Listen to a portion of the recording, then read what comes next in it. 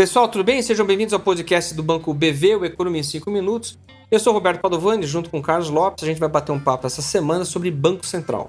Bom, esse é o momento histórico que a gente está vivendo aqui no Brasil. A gente, pela primeira vez, tem um Banco Central formalmente independente e sofrendo muita pressão política.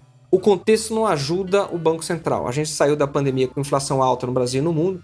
Aqui no Brasil, o IPCA acumulado em 12 meses alcançou o patamar de 12%. E isso exige, aqui e fora do país, uma resposta dos bancos centrais no sentido de mais alta de juros. A ideia é você encarecer o crédito, reduzir o consumo e inibir repasse de custos das empresas. O resultado é menos inflação, mas é menos crescimento e mais desemprego, tudo que político não gosta de ouvir. No Brasil, a taxa básica de juros está em 13,75 e tem sido alvo de muitas críticas pelo governo. Bom, mas para piorar o que já é complicado, a gente tem várias dificuldades nesse processo de desinflação no Brasil. O primeiro deles é que a China retirou o confinamento e, portanto, vai crescer mais, e isso já interrompeu o processo de queda que a gente via nos preços de matérias-primas, dificultando a queda da inflação no Brasil. Além disso, a gente tem um governo que tem aumentado o gasto público, que estimula o crescimento e estimula o repasse de custos, outro fator que torna esse processo desinflacionário mais complicado. E por último, a gente tem um debate público sobre metas de inflação e autonomia do Banco Central. A leitura dos investidores hoje é de que a meta de inflação vai ser revista para cima e o Banco Central vai ser tolerante com a inflação. Não por outro motivo, está todo mundo revisando suas projeções de IPCA para cima em 2023, 2024, 2025 e 2026. Só que a gente tem que lembrar que esse talvez seja o terceiro ano que o Banco Central não consegue alcançar o teto da meta. Portanto, uma situação bastante crítica para a autoridade monetária. Um senhor desafio. Mas como é que o Banco Central vai desenhar a sua estratégia? Como é que ele vai responder a esse cenário tão complicado? Quem vai dizer isso para a gente é o Carlos. Carlos, conta um pouco aí qual que é o cenário desse ano. O Banco Central deu algumas dicas de como ele pretende ajustar a estratégia dele diante desse cenário, né, de alta das expectativas longas, inclusive, na última ata, ou na ata da última reunião do Copom. O que ele disse lá foi o seguinte: ele reconheceu que, de fato, existe uma deterioração importante aí das expectativas de inflação. Para 23, para 24, ainda carrega alguns efeitos da conjuntura econômica que a gente tem vivido.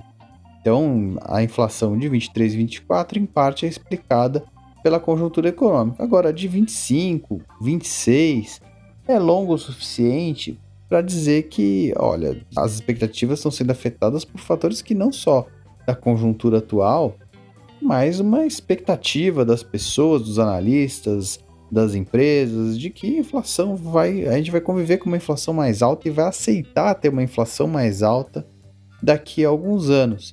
E o Banco Central atribui a alta das expectativas longas a 3 possíveis fatores, né? Não que sejam os 3 os culpados, mas a 3 possíveis fatores. O primeiro seria uma percepção dos agentes, dos analistas, de que o Banco Central estaria sendo leniente com a inflação. E essa leniência, ou seja, não agir quando deveria, faria a gente conviver com taxas de inflação maiores. E o Banco Central respondeu a essa possibilidade dizendo que não está sendo leniente e que vai manter os juros elevados, pode até subir mais se for necessário, mas o plano de voo básico é manter os juros elevados até que a inflação caia. Então deu uma primeira resposta forte para essa possibilidade. A segunda é a questão da política fiscal. Como o governo tem anunciado uma política fiscal expansionista ou de mais gasto público que alimenta a inflação, isso pode gerar uma perspectiva de que a inflação vai ficar alta por muito mais tempo, por muito mais anos.